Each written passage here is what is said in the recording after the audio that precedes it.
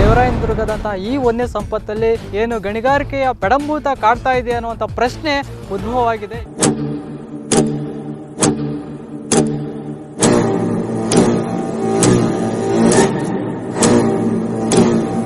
ಸರ್ಕಾರದಿಂದ ಸವಲತ್ತು ಏನೇ ಬರಲಿ, ಪ್ರತಿಯೊಂದು ಸವಲತ್ತನ್ನು ನಿಮಗೆ ಕಟ್ ಮಾಡ್ತೀನಿ, ನೀವು ಬಿಡದೆ ಹೋದ್ರೆ ನಾನು ಅಕ್ವೈರ್ ಮಾಡೋ ಕೆಪಾಸಿಟಿ ನನಗಿದೆ ಅಂತ ಹೇಳ್ತಾ ಇದ್ದಾರೆ ತಹಶೀಲ್ದಾರು.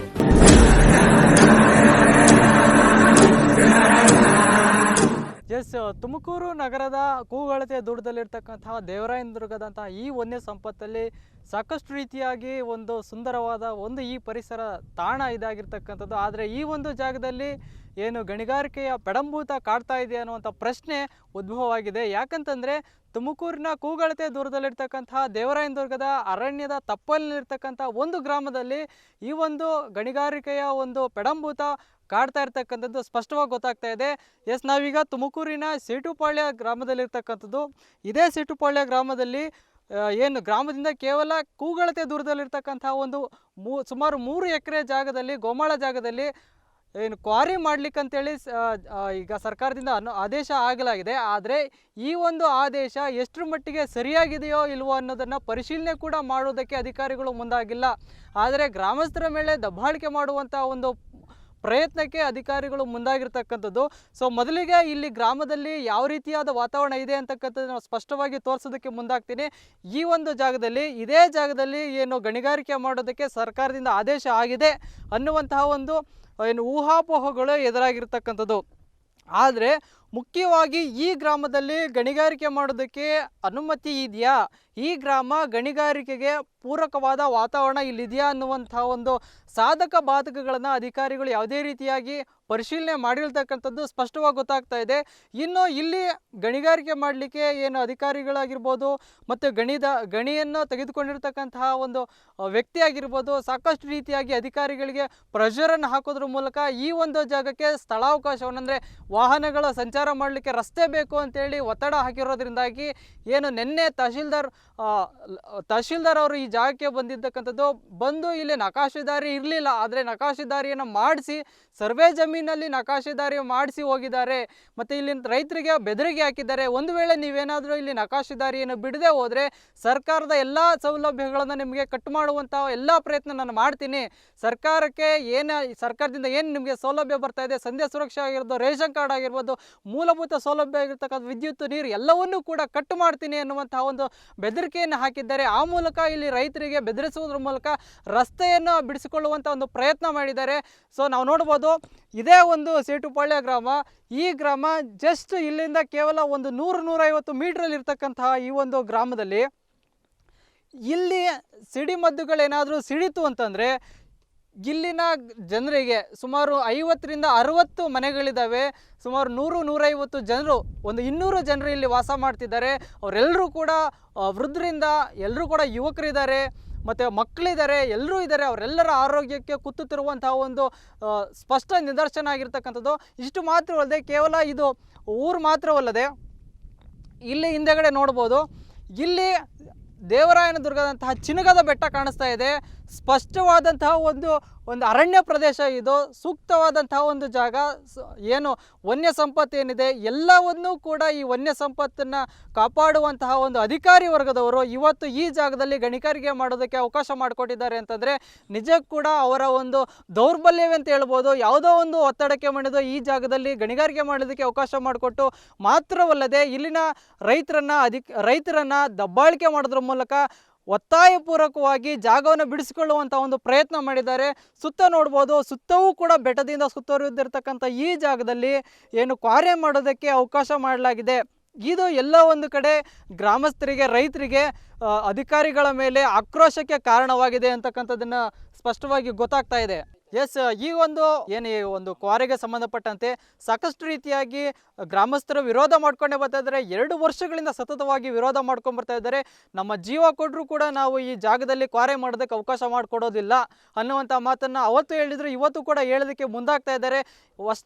ಏನು ಹೇಳ್ತಾರೆ ಗ್ರಾಮಸ್ಥರು, ಇನ್ನೂ ಹೆಚ್ಚಿನದಾಗಿ ಏನು ಹೇಳ್ತಾರೆ ಅನ್ನೋದನ್ನು ಕೇಳೋಣ ಬನ್ನಿ. ಸಮಸ್ಯೆ ಏನು ಅಂದರೆ, ಇಲ್ಲಿ ಗಣಿಗಾರಿಕೆ ಮಾಡೋಕ್ಕೆ ಸರ್ಕಾರದಿಂದ ಒಪಿನಿಯನ್ ಇದೆ, ಒಪ್ಕೊಂಡು. ಆದರೆ ಅವ್ರಿಗೆ ಬರೋಕ್ಕೆ ಅಂತ ರಸ್ತೆ ಸಂಪರ್ಕ ಬೇಕು. ಈ ಗ್ರಾಮದ ಕೊರೆಯಿಂದ ಅವ್ರು ದಿಮ್ಮಿ ತಗೊಂಡೋಗಕ್ಕೆ, ಅವ್ರ ಕಲ್ಲು ಗಣಿಗಾರಿಕೆ ತಗೊಂಡೋಗೋಕ್ಕೆ ಅವ್ರಿಗೆ ರಸ್ತೆ ಸಂಪರ್ಕ ಇಲ್ಲ. ಅವ್ರಿಗೆ ನಕಾಶಿ ದಾರಿ ಪ್ರಕಾರ ಅವರು ಮಾಡ್ಕೊಂಡು ಹೋಗಲಿ, ನಮ್ಮದು ಅಭ್ಯಂತರ ಇಲ್ಲ.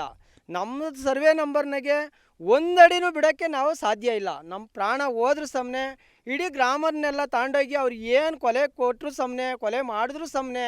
ಯಾವ ಕಾರಣಕ್ಕೂ ನಾವು ಇಲ್ಲಿಂದ ಒಂದು ಇದಕ್ಕೆ ತಾಂಡೋಗಕ್ಕೆ ಬಿಡಲ್ಲ, ಒಂದು ಕಲ್ಲು ಗಣಿಗಾರಿಕೆ ತಾಂಡೋಗಕ್ಕೆ ಬಿಡಲ್ಲ.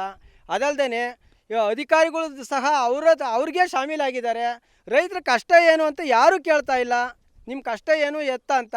ಅಡಿಕೆ ಗಿಡ ಕಟ್ಟಿರೋದನ್ನೆಲ್ಲ ತೆಗಿತೀವಿ, ನೀವು ರೋಡ್ ಬಿಟ್ಕೊಡ್ಲಿಲ್ಲ ಅಂದರೆ, ನೀವು ಒತ್ತುವರಿ ಮಾಡ್ಕೊಂಡ್ರೆ 2 ಕುಂಟೆ ಒತ್ತುವರಿ ಮಾಡಿದ್ರು ನಾವು ಬಿಡಲ್ಲ. ಸರ್ಕಾರದಿಂದ ಸವಲತ್ತು ಏನೇ ಬರಲಿ, ಪೆನ್ಷನ್ ಬರಲಿ, ಸಂಧ್ಯಾ ಸುರಕ್ಷಾ ಆಗಿರ್ಬೋದು, BPL ಕಾರ್ಡ್ ಇರ್ಬೋದು, ನೀರಿರ್ಬೋದು, ಕರೆಂಟ್ ಇರ್ಬೋದು, ಪ್ರತಿಯೊಂದು ಸವಲತ್ತನ್ನು ನಿಮಗೆ ಕಟ್ ಮಾಡ್ತೀನಿ, ನೀವು ಬಿಡದೆ ಹೋದರೆ ನಾನು ಅಕ್ವೈರ್ ಮಾಡೋ ಕೆಪಾಸಿಟಿ ನನಗಿದೆ ಅಂತ ಹೇಳ್ತಾ ಇದ್ದಾರೆ ತಹಶೀಲ್ದಾರರು. ಆದರೆ ನಾವೇ ಸಹಕರಿಸಿದ್ದೀವಿ ಅವ್ರಿಗೆ. ನಿಮ್ಗೆ 8 ಅಡಿ ದಾರಿ ಇದೆಯಲ್ವಾ, ನೀವು ಮಾಡ್ಕೊಂಡೋಗಿ ಅಂತ ನಾವೇ ಗ್ರಾಮಸ್ಥರೆಲ್ಲ ಸೇರಿ ಅವ್ರಿಗೆ ದಾರಿ ಮಾಡಿಕೊಟ್ಟಿದ್ದೀನಿ ನೆನೆ ದಿವಸ.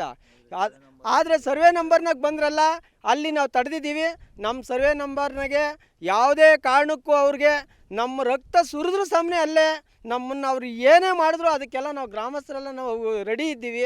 ಅವ್ರು ಜೈಲಿಗೆ ಹಾಕಿದ್ರು ನಾವು ಜೈಲು ಅನುಭವಿಸೋಕ್ಕೂ ರೆಡಿ ಇದ್ದೀವಿ. ಯಾವುದೇ ಕಾರಣಕ್ಕೂ ಇಲ್ಲಿ ಗಣಿಗಾರಿಕೆ ಮಾಡೋಕ್ಕೆ ನಮ್ಮದು ಅನುಮತಿ ಇಲ್ಲ. ಓಕೆ, ನಿನ್ನೆ ತಹಶೀಲ್ದಾರ್ ಬಂದಿದ್ರು ಅಂತ ಹೇಳಿದರೆ ಏನಾಯ್ತು ಅವತ್ತು? ತಹಶೀಲ್ದಾರ್ ಬಂದು ಎಲ್ರಿಗೂ ಕೂಡ ಧಮಕಿ ಹಾಕಿ ಹೋಗಿದ್ದಾರೆ, ಊರಿನವ್ರಿಗೆಲ್ಲರಿಗೂ.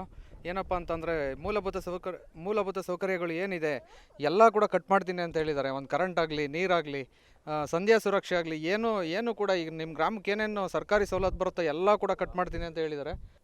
ನಮ್ಮ ಗ್ರಾಮದಲ್ಲಿ ಸುಮಾರು ಒಂದು 150 ಜನ ಇದ್ದಾರೆ.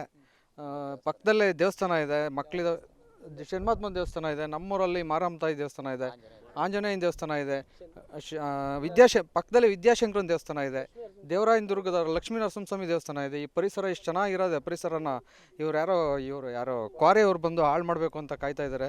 ನಾವು ಮಾತ್ರ ನಮ್ಮ ಪ್ರಾಣ ಹೋದ್ರೂ ಕೂಡ ಇಲ್ಲಿ ಕ್ವಾರೆ ಮಾಡೋಕ್ಕೆ ಅವಕಾಶ ಕೊಡಲ್ಲ. ಕ್ವಾರೆ ಮಾಡೋಕ್ಕೆ ಅವ್ರು ಬಂದ್ರೂ ಕೂಡ ನಮ್ಮ ಸರ್ವೆ ನಂಬರ್ ಜಮೀನಲ್ಲಿ ನಾವು ಯಾವುದೇ ಕಾರಣಕ್ಕೂ ಒಂದಡಿ ಕೂಡ ಎಕ್ಸ್ಟ್ರಾ ಬಿಡಲ್ಲ. ಅವ್ರದ್ದು ಏನಾಯಿತೋ ನಕಾಶಿ ಹೊಡ್ಕೊಂಡು ಹೋಗಿದ್ದಾರೆ, ಅದಕ್ಕೆ ನಾವು ಯಾವುದೂ ಅಭ್ಯಂತರ ಮಾಡಿಲ್ಲ. ಯಾಕೆಂದರೆ ನಕಾಶಿಗೂ ನಮಗೂ ಸಂಬಂಧ ಇಲ್ಲ, ಅದು ಸರ್ಕಾರದ ಸೊತ್ತದು. ಬಟ್ ನಮ್ಮ ಸರ್ವೆ ನಂಬರು ಅಂತ ಬಂದರೆ ನಮ್ಗೆ ಅಧಿಕಾರ ಇದೆ. ನಮ್ಗೆ ಅಧಿಕಾರ ಇದ್ರೂ ಕೂಡ ಅವರು ಸರ್ವೆ ನಂಬರಲ್ಲಿ ಬಂದು ನಮಗೆ ಹೋಗಿ ದಾರಿ ಬಿಡಿ ಅಂತ ಕೇಳಿದ್ರು. ನಾವು ಬಿಡಲ್ಲ ಅಂತ ಹೇಳಿದ್ವಿ. ಅದರಿಂದ ಅವರು ಏನು ಮಾಡಿದ್ರು ಅಂದರೆ ನಮ್ಮ ಅಣ್ಣವ್ರಿಗೊಬ್ರಿಗೆ ಕರ್ಕೊಂಡು ಹೋಗಿದ್ರು. ರಾತ್ರಿ ಕರ್ಕೊಂಡು ಹೋಗ್ಬಿಟ್ಟು ತಿರ್ಗಾ ಬಂದರು ಅವರು ಪೊಲೀಸ್ನವರು. ಇವರು ಯಾರು ಸೆಕ್ರೆಟ್ರಿ ಸಾಹೇಬ್ರೆ ಬೇಕು ಅಂತ ಕ್ರಿಯೇಟ್ ಮಾಡಿ ಕರ್ಕೊಂಡು ಹೋದ್ರು. ಏನಂತ ಶ್ರೀನಿವಾಸ್ ಅಂತ ಸೆಕ್ರೆಟ್ರಿ ಸಾಹೇಬರು ಗ್ರಾಮ ಲೆಕ್ಕೀಗ. ಪೊಲೀಸ್ ಇಲಾಖೆಯವರು ನಮ್ಗೆ ಯಾರೂ ತೊಂದರೆ ಕೊಡಲಿಲ್ಲ. ಅವ್ರಿಗೆ ನಾವು ಸಹಕಾರ ಕೊಟ್ಟಿದ್ದೀವಿ, ನಮ್ಗೆ ಅವರು ಸಹಕಾರ ಕೊಟ್ಟವ್ರೆ. ಬಟ್ ಇವ್ರು ಯಾರು ಶ್ರೀನಿವಾಸ್ ಸಾಹೇಬರು ಮಾತ್ರ ನಮಗೆ ಮುಂಚೆಯಿಂದ ನಮ್ಮೂರಿಗೆ ನಕಾಶಿ ರಸ್ತೆನೇ ಇರಲಿಲ್ಲ. ನಮ್ಮ ಜಮೀನಲ್ಲಿ ನಮ್ಮ ಜನಗಳಿಗೂ ಅನುಕೂಲಕ್ಕೋಸ್ಕರ ನಮ್ಮ ಜಮೀನಲ್ಲಿ ನಮ್ಮ ಸರ್ವೆ ನಂಬರಲ್ಲಿ ರೋಡ್ ಬಿಟ್ಕೊಂಡಿದ್ವಿ. ನಮ್ಮ ಜನಗಳಿಗೆ ಯಾವುದೇ ರೀತಿ ತೊಂದರೆ ಆಗಲಿ, ಇನ್ನೊಂದಾಗಲಿ ಮತ್ತೊಂದಾಗಲಿ ಇಲ್ಲ. ಬಟ್ ಏನು ಅಂತಂದರೆ ಇವಾಗ ಇವರು ಕ್ವಾರೆಯವರು ಪ್ರೆಜರ್ಗೋಸ್ಕರ ಅಧಿಕಾರಿಗಳು ಬಂದು ನಮ್ಮ ಜಮೀನಲ್ಲಿ ಮಾಡಿದ್ರು, ಏನೋ ನಕಾಶಿ ರಸ್ತೆ ಮಾಡಿದ್ರು. ನಾವು ಅದಕ್ಕೆ ಯಾವುದೇ ರೀತಿ ಅಬ್ಜೆಕ್ಷನ್ ಮಾಡಿಲ್ಲ. ಬಟ್ ಏನು ಅಂದರೆ ನಮ್ಮದು ಇರೋದು 2 ಎಕರೆ ಜಮೀನು. ಅದರಲ್ಲಿ 25 ಕಡೆ ರೋಡ್ ಬಿಡೋಕ್ಕಾಗಲ್ಲ. ಈಗ ಆಲ್ರೆಡಿ 3 ಇದೆ. ನಾವು ಸರ್ವೆ ನಂಬರಲ್ಲಿ ರೋಡ್ ಬಿಟ್ಟಿದ್ರೂ ಕೂಡ ಇನ್ನೊಂದು ನಕಾಶಿ ಹೊಡೆದಿದ್ದಾರೆ. ಅದೂ ಇರಬೇಕು, ಇದೂ ಇರಬೇಕು ಅಂತ ಹೇಳ್ತಾ ಇದ್ದಾರೆ. ಬಟ್ ನಮಗೆ ಸರ್ಕಾರದಿಂದ ಯಾವುದೇ ಅನುದಾನ ಆಗಲಿ, ಸವಲತ್ತಾಗಲಿ ಏನೂ ಕೊಟ್ಟಿಲ್ಲ. ನಾವು ಕೇಳೂ ಇಲ್ಲ, ಕೊಟ್ಟೂ ಇಲ್ಲ. ನಮ್ಮ ಜನಗೆ ಅನುಕೂಲಕ್ಕೋಸ್ಕರ ನಾವು ಬಿಟ್ಕೊಂಡಿದ್ದೀವಿ. ಬಟ್ ಇವಾಗಲೂ ಹೊಡೆದಿದ್ದಾರೆ. ನಾವು ಅಲ್ಲೇ ರಸ್ತೆನ ತಡೆ ಮಾಡ್ತೀವಿ. ನಾವು ದೊಡ್ಡ ಮಟ್ಟದಲ್ಲಿ ಪ್ರತಿಭಟನೆ ಮಾಡ್ತೀವಿ. ಇದನ್ನು ಮಾತ್ರ ಇಲ್ಲಿಗೆ ಅಂತೂ ನಾವು ಯಾವುದೇ ಕಾರಣಕ್ಕೂ ಬಿಡಲ್ಲ. 3 ವರ್ಷದಿಂದ ಮಾಡ್ಕೊಂಡು ಬರ್ತಾನೆ ಇರ್ತೀವಿ. ಇವಾಗಲೂ ಮಾಡ್ತೀವಿ, ಇನ್ನು ಮುಂದೇನೂ ಮಾಡ್ತೀವಿ. ನಮಗೆ FIR ಆದರೂ ಪರವಾಗಿಲ್ಲ, ನಮಗೆ ಜೈಲಿಗೆ ಕಳಿಸಿದ್ರು ಪರವಾಗಿಲ್ಲ, ಏನು ಬೇಕಾದರೂ ಆದರೂ ಪರವಾಗಿಲ್ಲ. ಇವಾಗ 8 ಜನದ ಮೇಲೆ FIR ಆಗಿದೆ, 9 ಜನದ ಮೇಲೆ FIR ಆಗಿತ್ತು. ಕೋರ್ಟ್ಗೆ ಅಲಿತಾ ಇದ್ದೀವಿ. ಊರವ್ರ ಮೇಲೆ ಎಲ್ಲರ ಮೇಲೂ FIR ಮಾಡಲಿ. ಎಲ್ಲರ ಮೇಲೆ FIR ಮಾಡಿ ಎಲ್ಲರಿಗೂ ತಗೊಂಡೋಗಿ ಜೈಲಿಗೆ ಹಾಕಿದ್ರು ಸುಮ್ಮನೆ. ನಾವು ಮಾತ್ರ ಇಲ್ಲಿ ಗಣಿಗಾರಿಕೆ ಮಾಡೋಕ್ಕೆ ರಸ್ತೆ ಮಾತ್ರ ಬಿಡಲ್ಲ. ಅವ್ರಿಗೆ ಗಣಿಗಾರಿಕೆ ಆಗಿದೆಯಾ ತಗೊಂಡೋಗ್ಲಿ ಮೇಲಾಸಿ, ನಮಗೂ ಅದಕ್ಕೂ ಸಂಬಂಧ ಇಲ್ಲ. ನಮ್ಮ ಜಮೀನಲ್ಲಿ ನಮ್ಮ ಸರ್ವೆ ನಂಬರಲ್ಲಿ 1 ಅಡಿ ಕೂಡ ನಾವು ಬಿಡೋಕ್ಕೆ ರೆಡಿ ಇಲ್ಲ. ಒಟ್ಟಾರೆಯಾಗಿ ಈ ಒಂದು ಜಾಗದಲ್ಲಿ ಸಾಕಷ್ಟು ರೀತಿಯಾಗಿ ಏನು ಜನರು ವಿರೋಧ ಮಾಡ್ತಾ ಇರ್ತಕ್ಕಂಥದ್ದು, ನಾವಿಲ್ಲಿ ಕ್ವಾರೆ ಮಾಡೋದಕ್ಕೆ ಅವಕಾಶ ಕೊಡ್ತಾ ಇಲ್ಲ.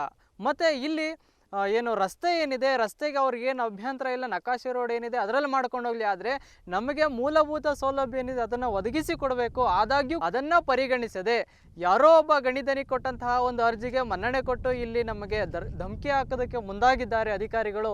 ಇದರಿಂದ ನಮಗೆ ರಕ್ಷಣೆ ಬೇಕು ಅಂತ ಹೇಳ್ಬಿಟ್ಟು ಇಲ್ಲಿನ ಗ್ರಾಮಸ್ಥರು ತಮ್ಮ ಅಳಲನ್ನು ತೋಡಿಕೊಂಡಿದ್ದಾರೆ. ಕ್ಯಾಮರಾ ಪರ್ಸನ್ ರಂಜನ್ ಕುಮಾರ್ ಜೊತೆ ಪ್ರವೀಣ್ ಕುಮಾರ್, ಅಮೋಕ್ ಟಿವಿ, ತುಮಕೂರು.